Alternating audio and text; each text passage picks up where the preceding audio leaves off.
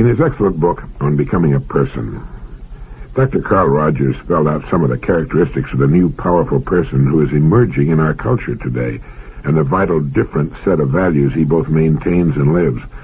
I stressed, he writes, his hatred of phoniness, this new person, his hatred of phoniness, his opposition to all rigidly structured institutions, his desire for intimacy, closeness, and community, his willingness to live by new and relatively moral and ethical standards, his searching quality, his openness to his own and others' feelings, his spontaneity, his activism, and his determination to translate his ideals into reality.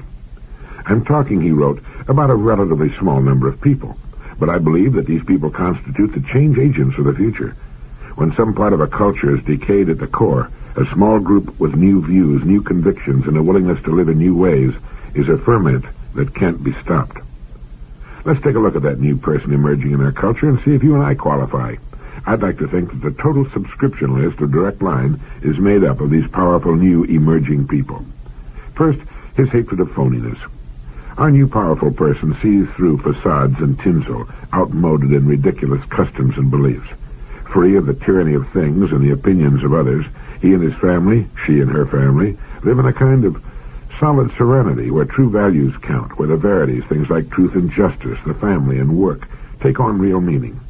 It is in the avoidance of phoniness that real freedom may be found, and one can drop off the rat race with a great sigh of relief. There are no inner circles to which these people need apply for membership. They are the centers of their own circles. This person is opposed to all rigidly structured, closed institutions. Such institutions are saying, by the fact that they're rigidly structured and closed, we have the answers. We need look no further. This is it. The new powerful person knows that at this early stage of our development, such thinking is infantile. We do not have all the answers about anything. And just as the maturing person is in a stage of growth, of becoming, so is a vital institution. It uses what it has and what it knows as springboards into the future, and assiduously avoids becoming closed and rigidly structured. A good and viable institution, like a self-actualizing person, is always in a state of growth, of becoming. He has a desire for intimacy, closeness, and community, and a willingness to live by new and relative moral and ethical standards. This person has a searching quality and an openness to his own and others' feelings. He's spontaneous, unafraid of what others will say of his enthusiasms and ideas, and is determined to translate his ideas and ideals into reality. Now, of course, these people must constitute a relatively small number of people, a true inner circle, the most important and influential club of human beings on earth. The qualifications for membership are tough. To meet them takes work, thought, and study, a willingness to find oneself and be oneself, but the perquisites of membership are great indeed. One of them is freedom. Another is joy. One of the world's greatest cartoonists, to my mind, is Fernando Cron. Many years ago, I cut one of his cartoons out of the Reporter, which depicted the entrance and exit to a subway. Coming out of the exit is a crowd of adults. Going down into the entrance is a crowd of children. All the children are laughing and smiling and enjoying themselves.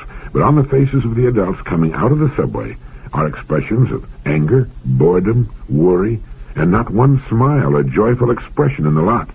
There's no caption. None is needed. The cartoon very graphically asks the question, what happened to all of those smiles and happy expressions between the ages of childhood and adulthood? Well, what did happen to them? Are we to say that adult life is so full of sorrow and pain and problems that it cannot be experienced in a consistently happy way? No, in fact, a little later I'm going to give you some statistical data pertaining to happiness, who's happy and why. But this group of powerful people, emerging people in our society, while more aware of the world's problems than 95% of their fellows, still enjoy their lives, and do not belong to that sad group coming out of Fernando Cron's subway. I've stood at the exits of subways and watched the people coming up. Nobody expects them to be doubled over with helpless laughter or skipping and playing like children, but their expressions seem to indicate that life for them is an extremely serious and as yet unfathomed riddle, and they give the impression that they're not growing as persons, and are perhaps, in fact, drawing back, shrinking into their little molds and hardening like concrete. Incidentally, my all-time favorite Fernando Cron cartoon portrays a man on the end of a pier who is obviously bent on suicide. He has a rope tied around his neck with the other end tied around a great stone. In attempting to throw the stone over the end of the pier, all he has accomplished is to drop it on his foot. The cartoon shows him hopping on one foot, holding the injured foot in his hands. The caption of the cartoon is simply incompetence. And if we ever needed proof that the only way to growth and maturity and knowledge lies in the lonely and arduous hours spent alone in thought and study, this thought from the German philosopher Arthur Schopenhauer should convince us: truth that has merely been learned is like an artificial limb, a false tooth, a waxen nose. It adheres to us only because it is put on. But truth acquired by thought of our own is like a natural limb. It alone really belongs to us. And if you wonder from time to time why so many of the adults you see and know about you shackle themselves with the outmoded ideas of the past, Schopenhauer also wrote, "There is no absurdity so palpable but that it may be firmly planted in the human head if only you begin to inculcate it before the age of 5 by constantly repeating it with an air of great solemnity." When a child asks his parents what he should be when he grows up, they often, and with the very best of intentions, try to steer him toward a particular calling or profession. I remember my parents wanted me to be a lawyer. When children seek advice, here's a pretty good answer. Look for the truth. Look for the truth in everything. Spend your entire life looking for truth, and you will have spent it as nobly as any human being who ever lived. And the calling that's right for you will come along. Archibald MacLeish wrote, "What is freedom? Freedom is the right to choose. The right to create for oneself the alternatives of choice. Without the possibility of choice and the exercise of choice, a man is not a man, but a member, an instrument, a thing." Dr. Carl Rogers says that responsible personal choice is the most essential element in being a person and is the core experience in psychotherapy. Francis Bacon said, "If a person will begin with certainties, he will end in doubts. But if he will be content to begin with doubts, he will end in certainties." Isn't it true that we try to raise our children to begin with certainties in which we ourselves have no deep and abiding faith? And isn't it also true that most people reach adulthood in frustration and doubt and fear because those childhood certainties have crumbled and fallen apart? Could this be why the people coming out of Fernando Khan's subway appear to be marching to a death camp? Now let me read something to you and see what you think of it. 40,000 years ago, in the bleak uplands of southwestern Asia, a man, a Neanderthal man, once labeled by the Darwinian proponents of struggle as a ferocious ancestral beast, a man whose face might cause you some slight uneasiness as he sat down beside you, a man of this sort existed with a fearful body handicap in that Ice Age world. He had lost an arm, but still he lived and was cared for. Somebody, some group of human things in a hard, violent, and stony world loved this maimed creature enough to cherish him. And looking so across the centuries and the millennia toward the animal men of the past, one can see a faint light, like a patch of sunlight, moving over the dark shadows on a forest floor. It shifts and widens, it winks out, it comes again, but it persists. It is the human spirit, the human soul, however transient, however faulty men may claim it to be. In its coming, man had no part. It merely came, that curious light, and man, the animal, sought to be something that no animal had been before. Cruel he might be, vengeful he might be, but there had entered into his nature a curious, wistful gentleness and courage. It seemed to have little to do with survival, for such men died over and over. They did not value life compared to what they saw in themselves, that strange inner light, which has come from no man knows where, and which was not made by us. It has followed us all the way from the age of ice, from the dark borders of the ancient forest into which our footprints vanish. It is in this that Kierkegaard glimpsed the eternal, the way of the heart, the way of love which is not of today, but is of the whole journey, and may lead us at last to the end. Through this, he thought, the future may be conquered. Certainly it is true. For man may grow until he towers to the skies, but without this light, he's nothing, and his place is nothing. Even as we try to deny the light, we know that it has made us, and what we are without it remains meaningless. We have come a long road up from the darkness, and it well may be, so brief even so is the human story, that viewed in the light of history we are still uncouth barbarians. We are potential love animals, wrenching and floundering in our larval envelopes, trying to fling off the bestial past. That's good, isn't it? It's from the book that belongs in your library and mine, The Firmament of Time, by Loren Eiseley, published by Atheneum. Dr. Eiseley taught anthropology at the University of Kansas and Oberlin College before he was named chairman of the Department of Anthropology at the University of Pennsylvania, where he later became provost. This is the kind of book that helps us grow, that helps us move closer to the truth about ourselves. And here's something we should read or listen to once a day for the next 45 years. It was written back at the turn of the century by William George Jordan. He was editor of several magazines during his lifetime, including the Ladies' Home Journal and the Saturday Evening Post. He wrote, "Calmness is the rarest quality in human life. It is the poise of a great nature, in harmony with itself and its ideals. It is the moral atmosphere of a life self-reliant and self-controlled.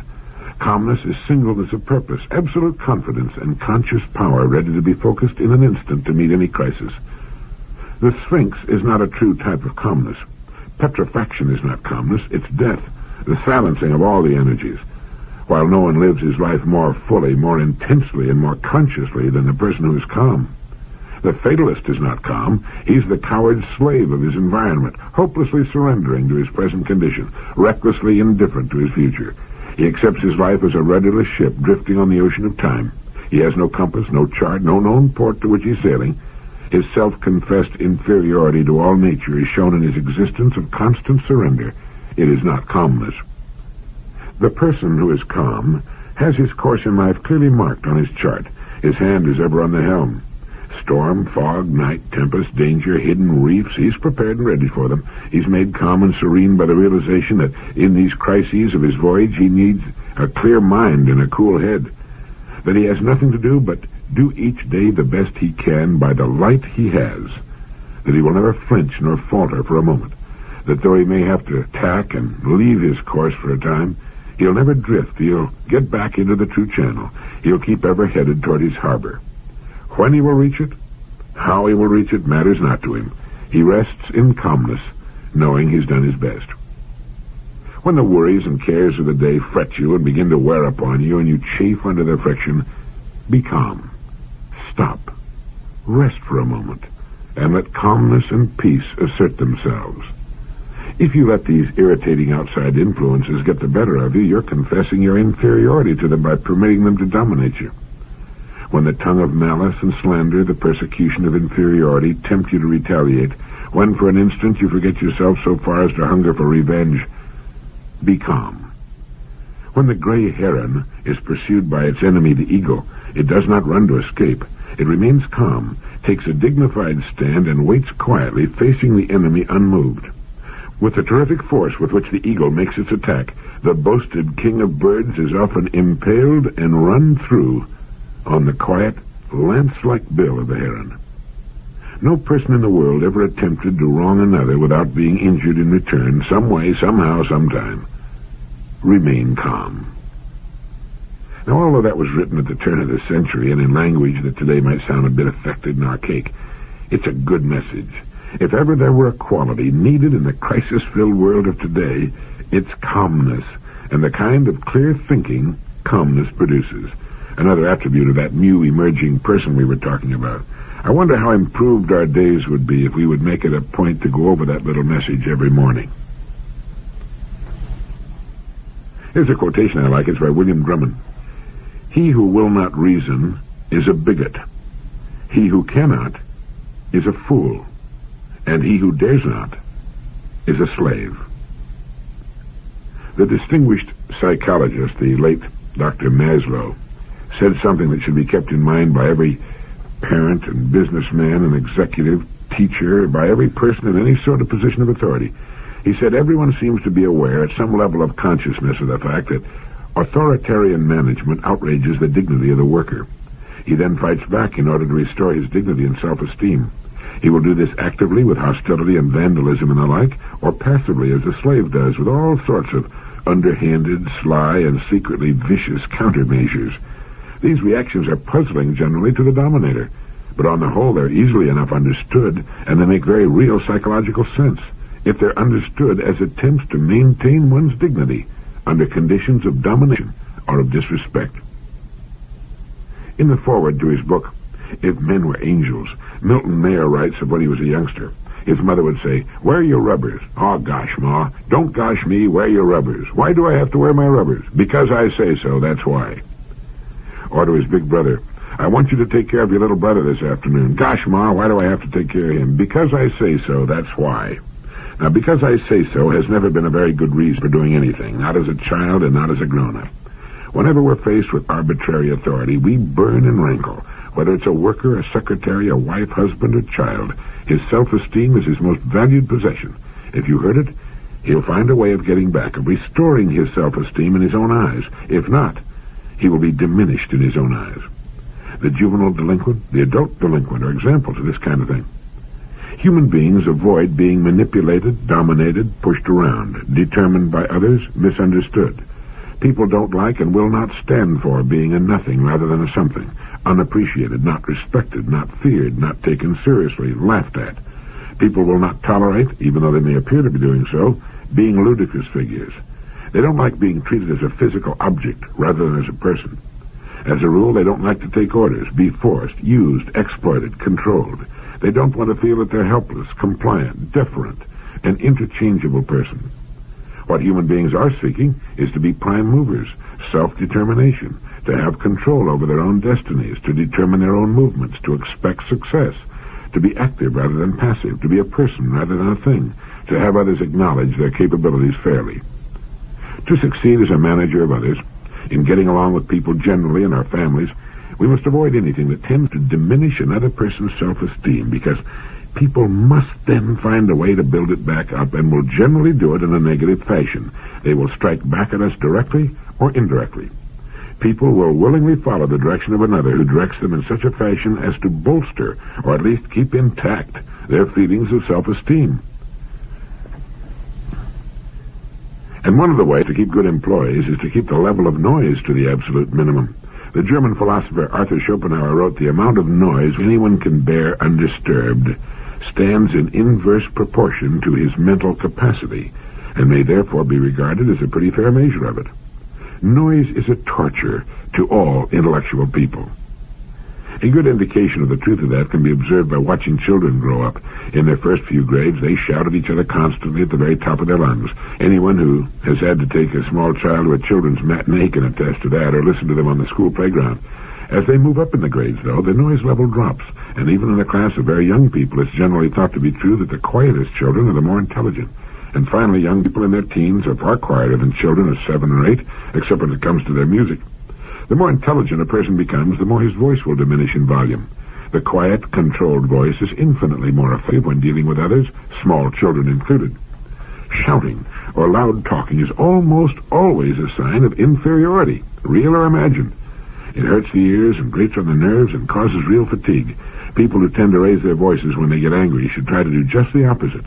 They'd be far more effective and would tend to retain better control of themselves. A person's intelligence can be said to be in inverse proportion to the amount of noise he can tolerate. A couple of my acquaintance with 3 small children bought a second-hand limousine with a glass divider between the front and back seats. On long trips, they simply roll it up and drive along in blissful peace and quiet, while the kids play, scream, and fight in the back seat. I visited an interesting company in Dallas, Texas some time back, whose offices, even though they required several floors of a large office building, had only about 3 traditional offices as such. They were offices, I believe, for the president, the chairman of the board, and the conference room. All the other people occupied spaces surrounded by movable modules. Telephone and electrical cables came down from the ceiling. Now, the entire floors were deeply carpeted with good acoustical material on the ceiling. There was a marvelous silence about the place. After a trial period, the people were polled as to their opinion of the new setup, and they were virtually unanimous in their acceptance of it. It's very difficult to imagine an intelligent, thoughtful, poised person making a lot of noise, shouting or losing control. A person should speak just loudly enough to be heard clearly under all circumstances. A distinguished American psychotherapist has said that no one, as far as we know, is born neurotic. We learn to become neurotic as a result of our upbringing. We are raised by other human beings, and they literally teach us to become neurotic. If a child is raised to believe that intelligence and beauty are worthwhile traits, and that he is bright and handsome, well, he will tend to look upon himself as good and to have a favorable self-concept. But if he's raised to believe that he is stupid and ugly, he will tend to look upon himself as bad and to have a poor self-concept. Our early self-concepts depend upon the concepts that others have toward us. If those who are important in the life of a child generally blame him, he will learn to blame himself. If they consistently accept him, he will learn to accept himself. That does not mean that the self-concept a child first learns is absolutely final and crucial. He can, later in life, change it for better or worse, but it's hard. And this early self-concept is most important, and it does tend to set the pattern for later attitudes and behavior. I read somewhere that self-confidence is like a psychological credit card, and I can still remember my mother telling me that I could do anything I set my heart upon. To tell a youngster he or she is great is to give him the kind of self-image he needs to build a meaningful life for himself. Youngsters will discover their limitations, their blind spots, the areas in which they have little or no aptitude soon enough without our help. Self-confidence is a kind of psychological credit card, and is of far greater value than any other we can carry. When we see someone who is neurotic, it should elicit our sympathy in the realization that the person was not born that way. He was taught to be neurotic by his elders. Neuroses are like chains that are put on children to hinder them in their development and activities. If you'd like to examine yourself for traces of neurosis, Dr. Albert Ellis, in his book How to Live with a Neurotic, gives us a list of popular beliefs, irrational ideas, really, each of which indicates a neurosis. You can check your own against the list. Remember, each of the following statements is false and indicates a neurosis. An adult must be approved of or loved by almost everyone for almost everything he does. What others think of him is most important. Depending on others is better than depending upon oneself. A person should be thoroughly competent, adequate, talented, and intelligent in all possible respects. The main goal and purpose of life is achievement, success.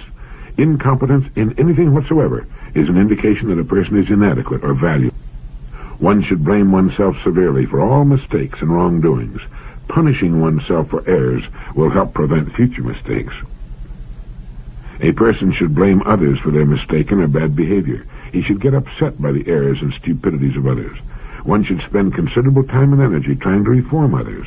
One can best help others by roundly criticizing them and sharply pointing out the error of their ways. Because a certain thing once strongly affected one's life, it should indefinitely affect it.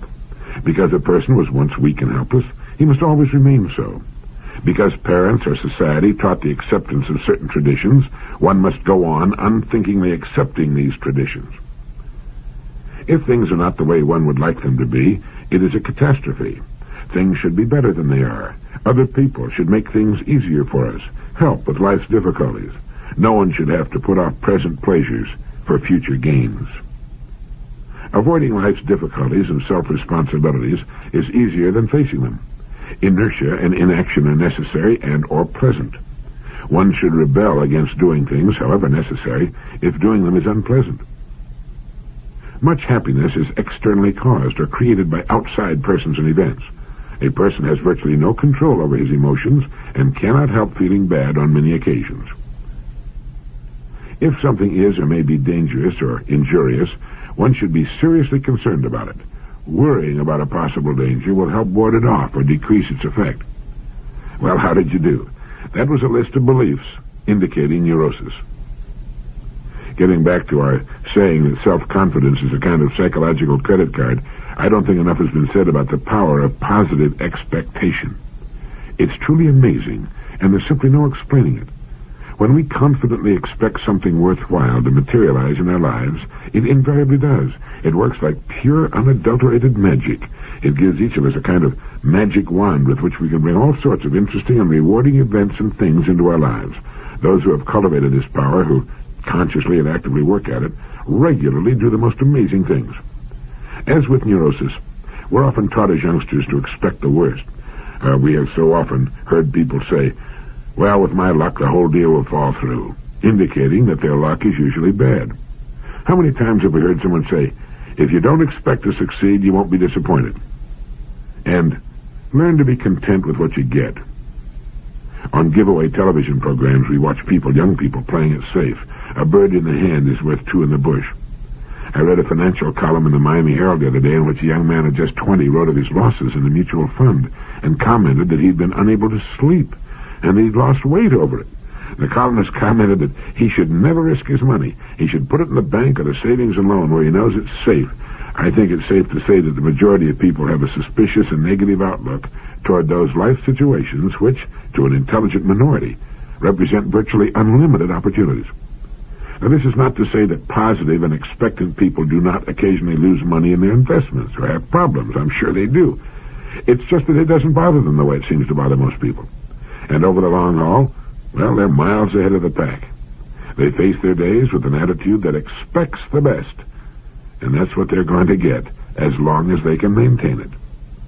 What others worry and stew about, they confidently expect a successful outcome, and most of the time they get it. If you have trouble maintaining this powerful force for good in your life, a reminder card, placed where you'll see it every morning when you get up and at odd times during the day, can help you get on course and form a very valuable new habit.